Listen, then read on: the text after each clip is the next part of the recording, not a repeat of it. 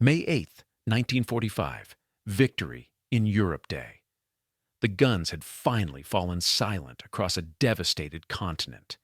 In Berlin, the Reich Chancellery lay in ruins.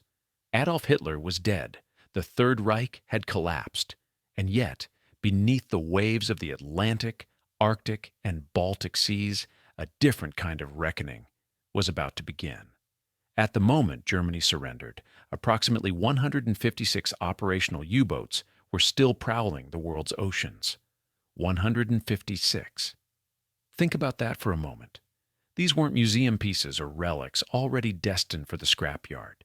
These were fully functional submarines, many of them crewed by experienced veterans who had terrorized Allied shipping for nearly 6 years. Some were returning from patrols. Others were positioned off the coasts of Britain, Norway, and even as far away as the waters off Japan. Each one represented a sophisticated weapon of war, packed with torpedoes, advanced technology, and the capacity to sink ships.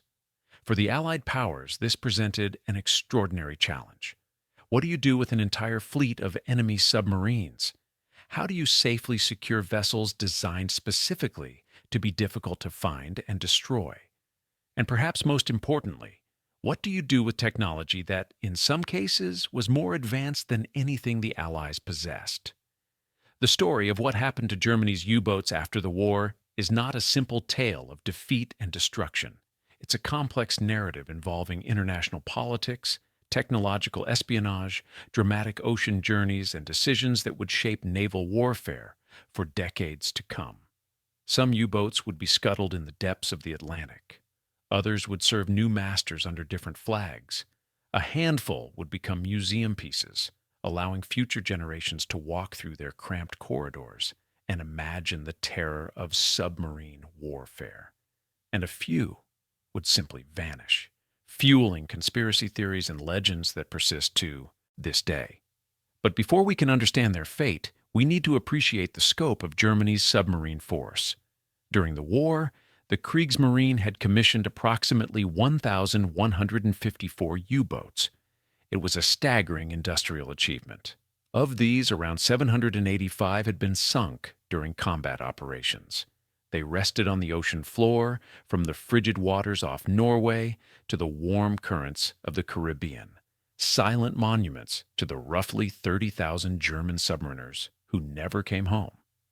The Battle of the Atlantic had been the longest continuous military campaign of the entire war, and it had exacted a terrible price from both sides.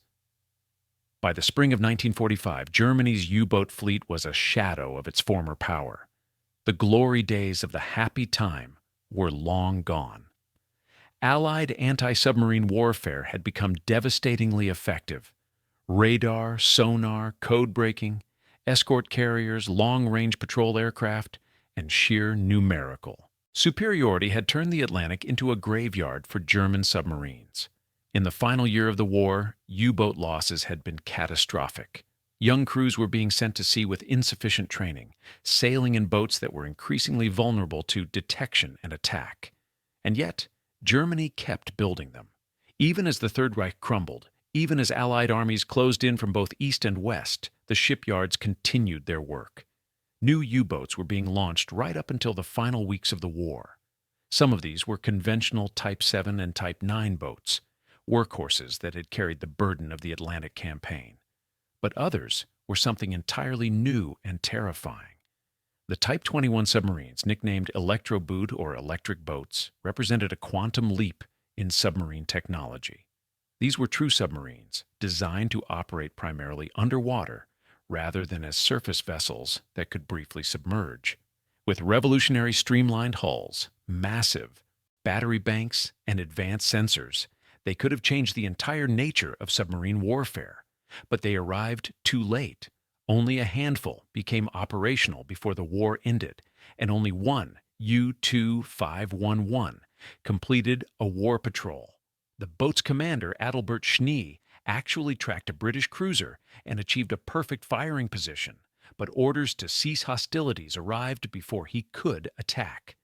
The Type 21's potential would never be realized in combat, but its influence would echo through submarine design for decades. When Grand Admiral Karl Dönitz, who had succeeded Hitler as head of state in the final days of the war, ordered all U-boats to cease operations and surrender on May 4, 1945, he set in motion one of the most remarkable maritime operations in history. The message went out via radio to every U-boat at sea. Carry out the following instructions forthwith. Stop all hostile action against Allied shipping. Surface immediately and remain surfaced. Report your position. Fly a black flag. Proceed immediately to designated Allied ports. For many U-boat commanders, this order was incomprehensible. Some had been at sea for weeks or even months, cut off from regular communication, fighting a war they believed was still ongoing. The order to surface and surrender went against every instinct, every bit of training. Surfaced, a U-boat was vulnerable. Surfaced, it was a target. For crews who had spent years hiding beneath the waves, using stealth as their primary weapon, the command to surface and remain on the surface felt like a death sentence. Not every U-boat complied. A handful of commanders, either out of defiance, disbelief, or simple inability to receive the message, continued operations for days after the surrender. Some boats that did receive the order chose to scuttle themselves rather than surrender. In harbors from Norway to France, U-boat crews opened sea valves and set demolition charges, sending their boats to the bottom rather than seeing them fall into enemy hands. It was a final act of defiance, or perhaps desperation, as the men who had served aboard these vessels refused to let them become trophies. But most obeyed. In the days and weeks following the surrender order, U-boats began appearing at Allied ports across the Atlantic, North Sea, and beyond. They surfaced flying black flags of surrender, their crews exhausted, defeated, and uncertain of what fate awaited them. In British ports like Liverpool and Londonderry and Canadian harbors, at American bases, and in Norwegian waters still occupied by German forces, the submarines came in. Some arrived under their own power, others, damaged or low on fuel, had to be towed to port. The scenes were surreal. These vessels that had been hunted relentlessly for years were now docilely entering Allied harbors. Sailors who had been mortal enemies days before were now processing surrenders, securing vessels, and taking custody of crews.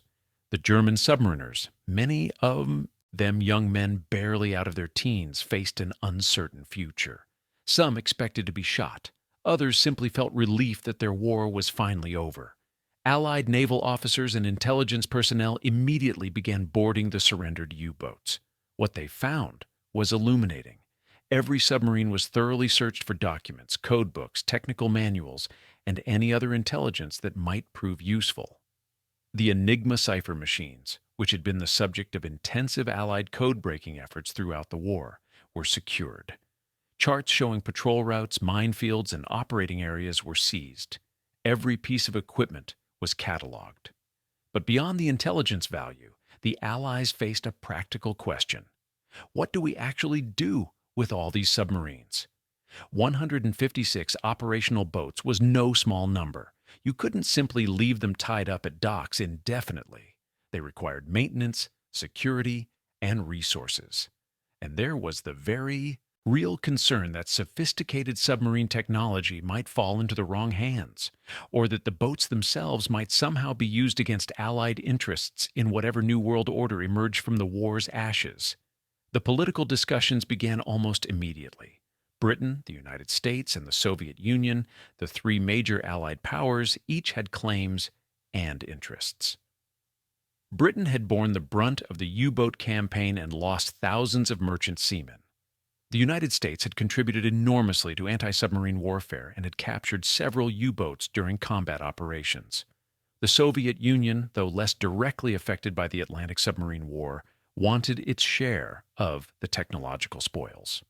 Negotiations led to the formation of the Tripartite Naval Commission, a body tasked with deciding the fate of the surrendered German naval vessels. The Commission's work was complex and at times contentious.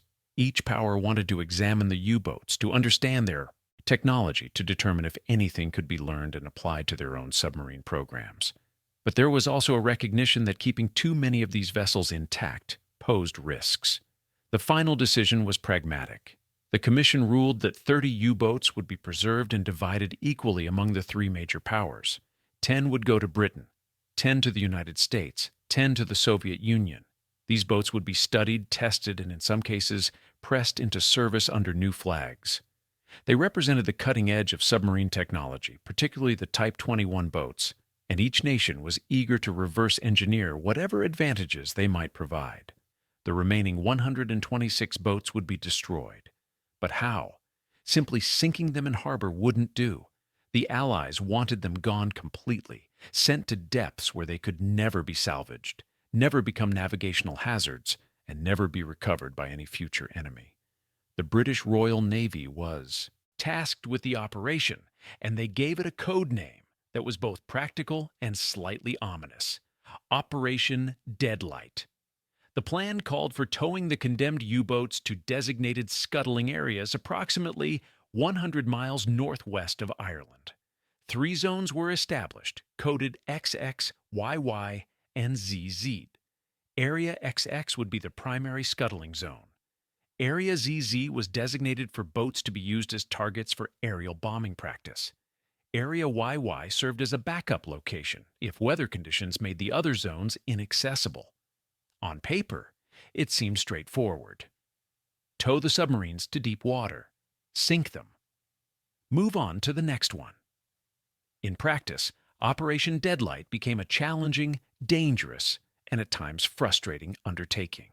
The first problem was the condition of the U-boats themselves. Many had been moored in exposed harbors for weeks or months, subject to the harsh weather of the North Atlantic autumn and winter. Without regular maintenance, without crews to pump bilges and check for leaks, the submarines had deteriorated. Seals had failed. Hatches had corroded. Some boats were already taking on water before they even began their final journey. The second problem was the weather. The operation began in November 1945, possibly the worst time of year to be conducting maritime operations in the North Atlantic. Winter storms lashed the region. Gale-force winds whipped the seas into mountains of gray water. Rain, sleet, and snow reduced visibility to near zero. The tugboats and warships tasked with towing the U-boats struggled against conditions that would have been challenging even for fully operational vessels. The result was predictable. Many U-boats never made it to the designated scuttling areas. Of the 116 boats involved in Operation Deadlight, 56 sank while under tow, victims of the weather and their own deteriorating condition. Tow lines snapped, boats flooded and went down before anyone could do anything about it. Some simply broke apart in heavy seas. The North Atlantic claimed them just as surely as if they had been sunk in combat. For the boats that did reach the scuttling zones, the methods of destruction varied. The original plan called for demolition charges to be placed aboard the submarines, scuttling them efficiently. But the poor weather and deteriorating condition of many boats made boarding them too dangerous. Instead, most were sunk by naval gunfire. Destroyers and other warships used the stationary U-boats as target practice, pounding them with shell fire until they slipped beneath the waves. Some were attacked from the air. Aircraft dropped bombs and fired rockets, adding the U-boats to their tally. A few were torpedoed by Allied submarines, a fitting end perhaps for vessels that had spent the war launching torpedoes themselves. Only 2 U-boats in the entire operation were sunk by the originally planned demolition charges. The rest went down under fire or succumbed to the sea itself. The operation stretched from November 1945 through February 1946. The first boats were scuttled on November 27th. The last, U-3514, a Type 21 that had never seen combat, slipped beneath the waves on February 12th, 1946, at exactly 10 minutes past 10 in the morning. With her sinking, Operation Deadlight officially concluded. Those 116 U-boats now rest on the ocean floor northwest of Ireland, scattered across miles of seabed. In the decades since, several have been located by underwater archaeologists and salvage experts. Innes McCartney, a renowned maritime archaeologist, discovered and surveyed 14 of the wrecks between 2001 and 2003. Among them was U-2506, one of the rare Type 21 boats, and U-155, a Type 9C that had been highly successful during the war. There's an interesting postscript to the Operation Deadlight story. In the late 1990s, a salvage company applied to the British Ministry of Defense for permission to raise some of the sunken U-boats. Their interest wasn't historical or sentimental. They wanted the steel. U-boats built before 1945 contain what's known as low background steel, metal that was manufactured before the atomic age and therefore lacks radioactive contamination from nuclear testing. This steel is extraordinarily valuable for certain scientific instruments that require materials without any radioactive signature. The Ministry of Defense denied the salvage request, citing objections from Russia and the United States and the boat's status as war graves. But what of those 30 U-boats that escaped Operation Deadlight? Their fates were varied and in some cases quite remarkable.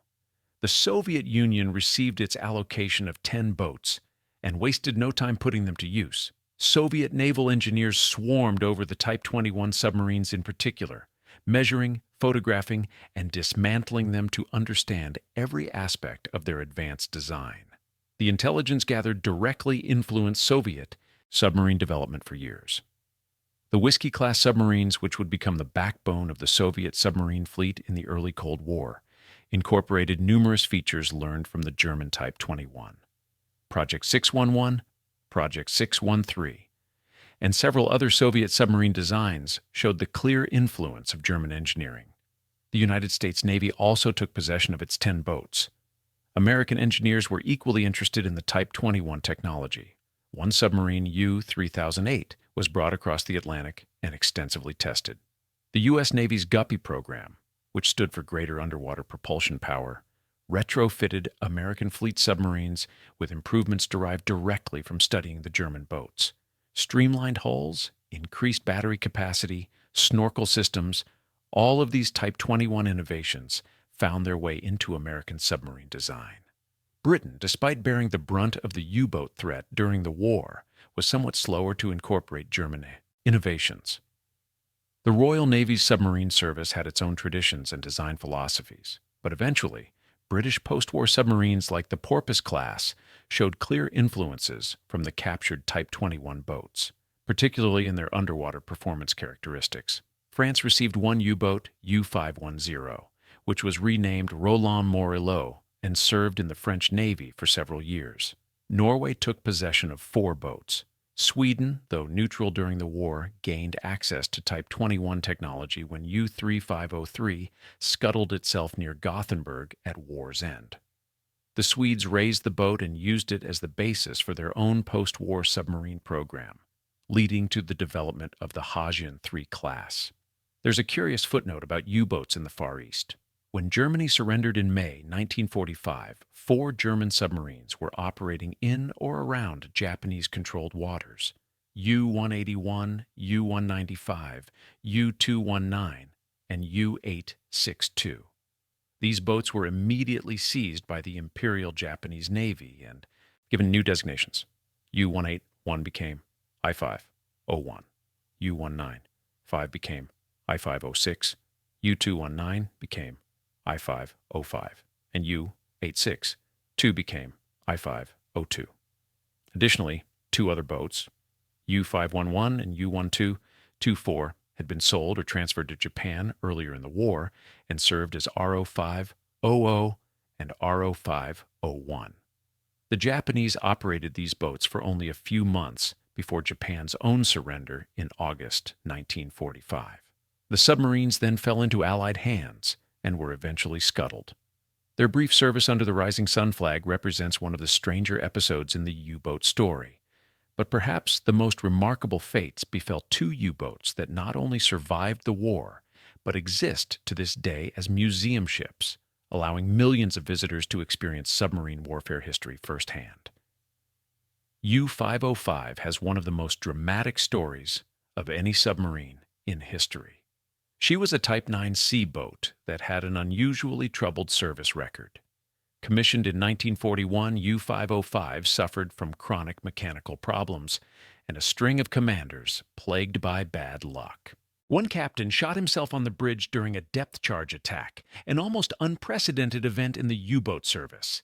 The boat earned a reputation as unlucky, cursed even, but U-505's misfortune was about to become someone else's extraordinary achievement. On June 4, 1944, American Captain Daniel the Forbes Gallery commanded Task Group 22.3, a hunter-killer group built around the escort carrier USS Guadalcanal. Gallery had a unique ambition. Most anti-submarine groups were content to sink U-boats. Gallery wanted to capture one intact. When his aircraft located U-505 off the coast of West Africa and forced it to the surface with depth charges, Gallery saw his opportunity. He ordered a boarding party to rush the submarine before its crew could scuttle it. American sailors stormed aboard the abandoned U-boat. Most of the German crew had jumped overboard, believing the boat would sink, and desperately tried to stop the flooding and prevent the scuttling charges from detonating. They succeeded. For the first time since the War of 1812, the U.S. Navy had captured an enemy vessel at sea. The intelligence haul was remarkable. U-505 contained an Enigma machine, codebooks, charts, and a wealth of other secret material. But Gallery and his superiors faced a problem. If Germany learned that the submarine had been captured rather than sunk, they would know their codes had been compromised. The entire Allied advantage in breaking Enigma could evaporate. So U-505 became a secret. The boat was towed to Bermuda and hidden away. The captured German crew was interned at a prisoner of war camp in Louisiana, kept in complete isolation from other prisoners. Their letters home were intercepted. The German Navy declared them missing and presumed dead. Their families mourned. It must have been a shock when the men returned home after the war. The submarine was painted to resemble an American boat and given the temporary designation USS Nemo. When the war in Europe ended, the secret was partially revealed. U-505 was used in war bond drives touring East Coast ports, allowing civilians who purchased bonds to board and explore the captured enemy submarine. After the war, the Navy had no further use for U-505 and planned to use it as a target ship. But Captain Gallery's brother, Father John Gallery, a prominent Chicago priest, had a better idea. He contacted the Museum of Science and Industry in Chicago, which had been looking for a submarine to display. After considerable fundraising and political maneuvering, U-505 was donated to the museum. Getting the submarine to Chicago was an engineering feat that rivaled its capture. The boat was towed through the St. Lawrence Seaway and across the Great Lakes to Chicago. Then came the really challenging part. The submarine had to be moved overland from Lake Michigan to the museum, a distance of about 800 yards across city streets and through a park, using a system of rails, rollers, and incredibly precise engineering. Workers moved the 700-ton submarine inch by inch to its final location. The feat took over 3 weeks and was watched by enormous crowds. U-505 was dedicated as a museum exhibit on September 25, 1954. For decades, it sat outside the museum, exposed to Chicago's harsh weather. In 2004, the museum undertook another enormous engineering project, lowering the submarine into a specially built underground exhibit hall. Today, visitors can tour the boat's interior, walking through the same cramped spaces where 59 men once lived, fought, and served. The submarine is a National Historic Landmark and one of Chicago's most popular tourist attractions. The second preserved U-boat, U-995, took a more circuitous route to museum status. A Type XXI/41 submarine, U-995, was commissioned in September 1943 and spent most of its service operating from Norwegian bases against Arctic convoys supplying the Soviet Union. The boat survived the war and was among those surrendered at Trondheim, Norway, in May 1945. Unlike most surrendered U-boats, U-995 wasn't scrapped or scuttled.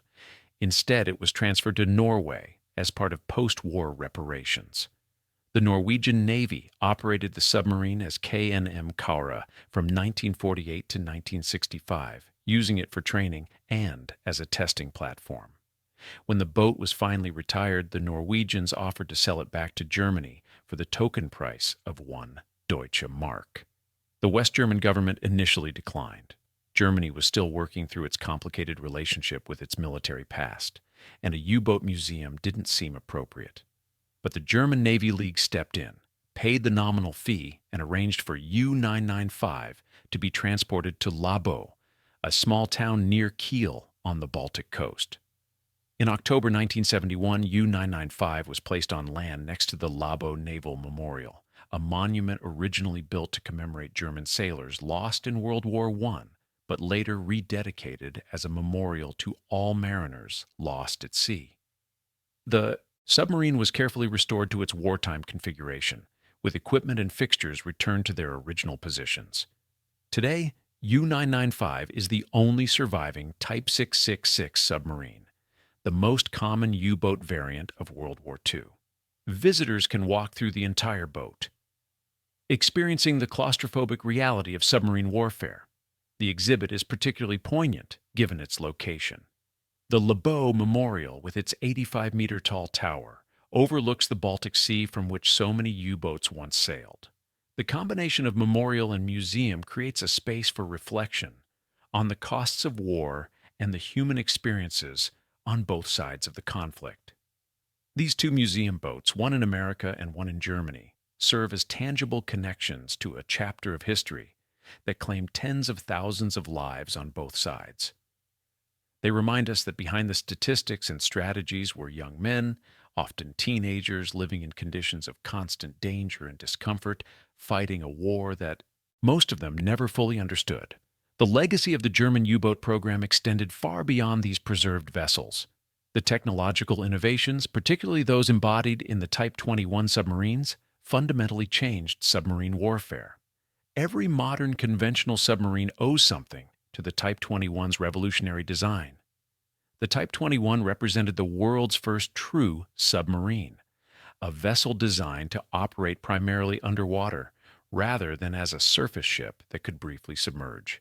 Its streamlined hull design reduced drag and increased underwater speed. The massive battery banks allowed extended submerged operations. The snorkel system permitted the boat to recharge batteries while remaining hidden below the surface. Advanced sonar systems improved target detection. Hydraulic torpedo reload systems increased firepower. These weren't minor improvements. They were fundamental rethinking of what a submarine could be.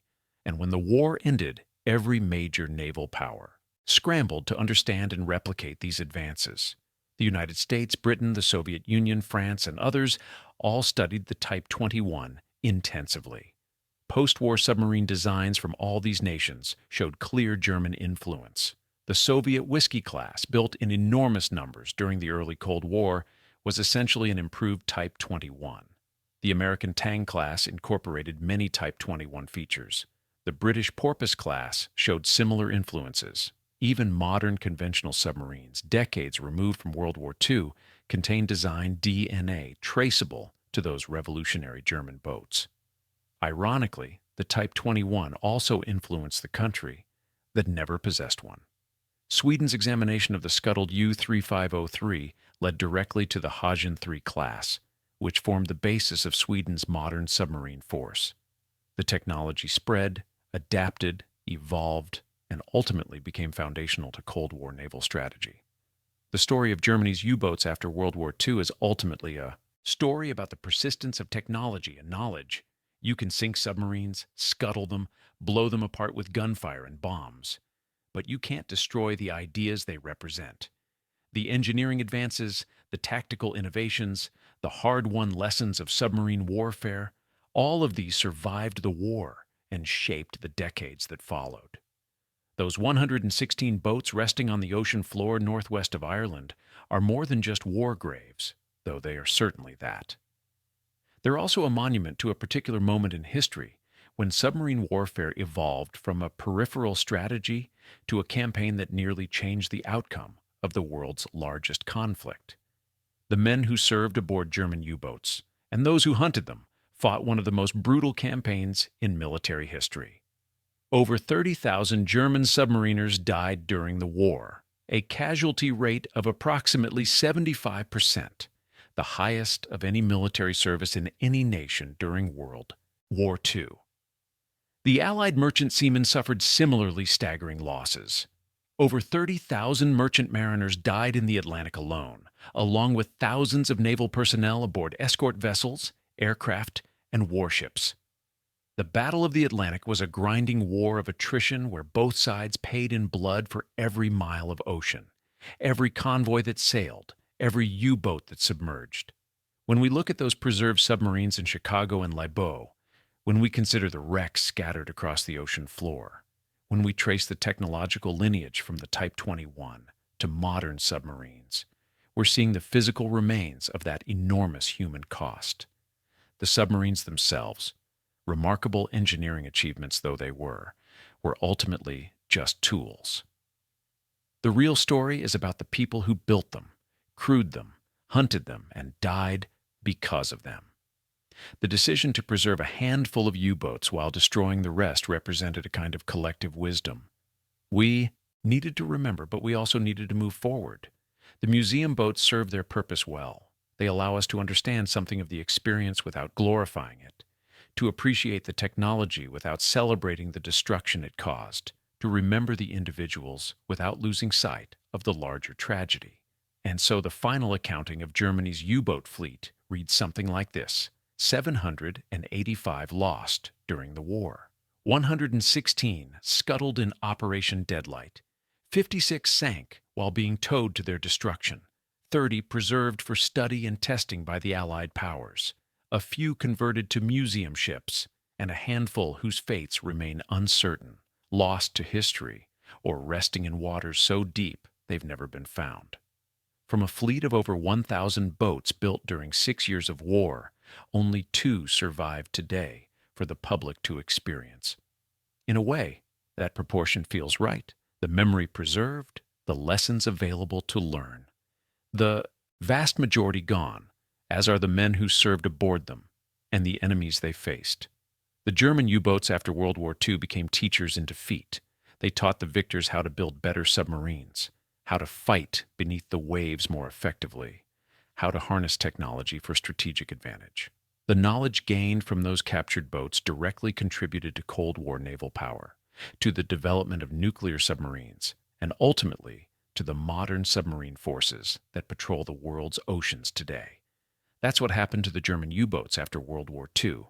Some sank beneath the waves one final time. Others served new masters under new flags. A precious few survived to become monuments and museums, but all of them, in one way or another, shaped the world that came after. The ocean keeps most of their secrets. The museums reveal what we need to know, and the legacy lives on in every submarine that has sailed since. If you found this deep dive into history compelling, make sure to hit that like button and subscribe to the channel.